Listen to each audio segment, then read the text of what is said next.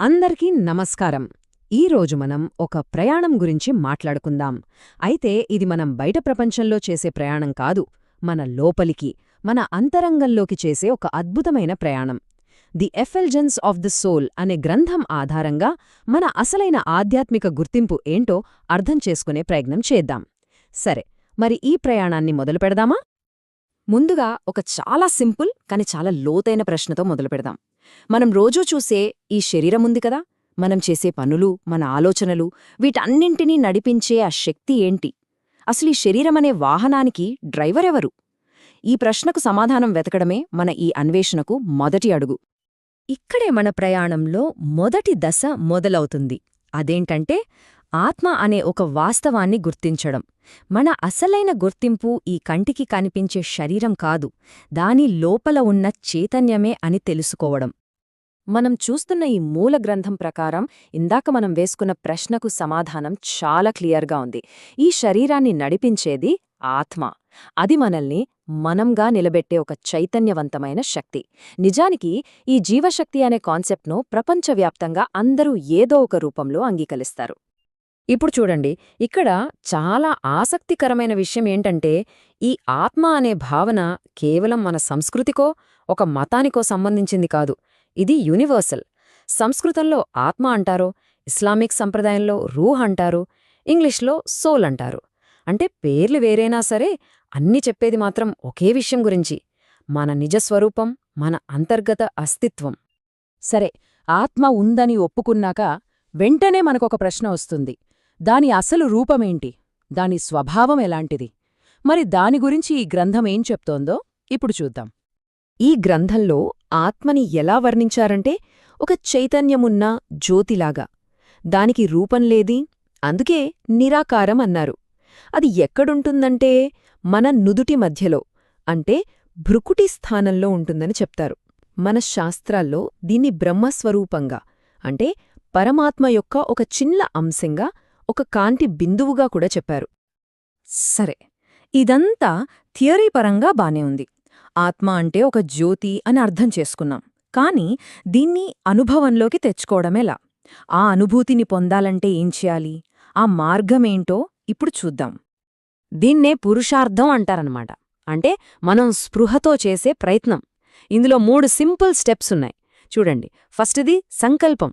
నేనొక ఆత్మను అనే ఆలోచనను మనసులో స్థిరంగా ఉంచుకోవడం. ఇక రెండోది అభ్యాసం.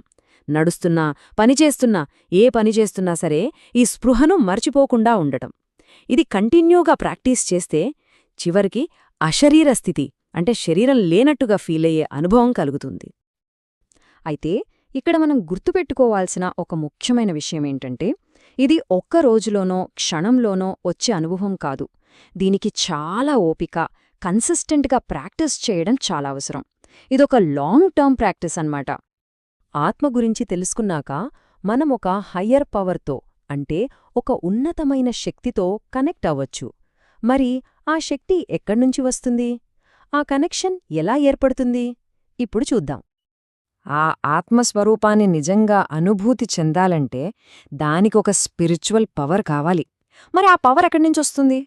కేవలం ఒకే ఒక సోర్స్ నుంచి. ఆ సోర్సే పరమాత్మ. ఆయనే అల్టిమేట్ పవర్ హౌస్. ఈ టేబుల్ చూస్తే మనకు ఒక విషయం చాలా క్లియర్గా అర్థమవుతుంది. అసలైన ఆధ్యాత్మిక శక్తి అనేది డైరెక్ట్గా ఆ పరమాత్మతో కనెక్ట్ అయినప్పుడే వస్తోందని ఈ గ్రంథం చెప్తోంది. మధ్యలో గురువులు లేదా సాధువులను గుర్తు చేసుకుంటే ఆ శక్తి రాదట.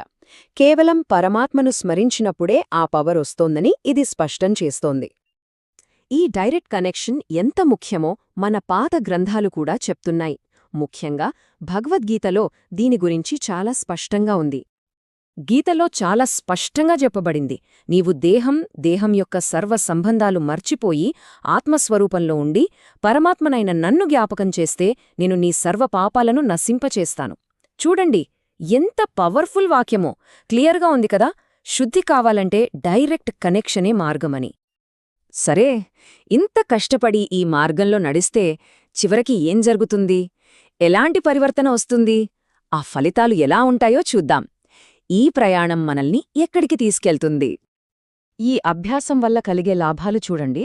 మన పాత కర్మల లెక్కలన్నీ క్లియర్ అయిపోతాయి. నెగటివ్ ఆలోచనలు తగ్గిపోతాయి. దానివల్ల మన ఎనర్జీ సేవ్ అవుతుంది. ఆత్మ తేలికగా స్వచ్ఛంగా తయారవుతుంది. అప్పుడు మనకు ఒక రకమైన అతీంద్రియ సుఖం, అంటే ఈ భౌతిక ప్రపంచానికి సంబంధం లేని ఆనందం కలుగుతుంది. అన్నింటికన్నా ముఖ్యంగా ఈ శరీరంలో ఉంటూనే శరీరం లేని నిరాకార స్థితిని అనుభూతి చెందగలుగుతాం.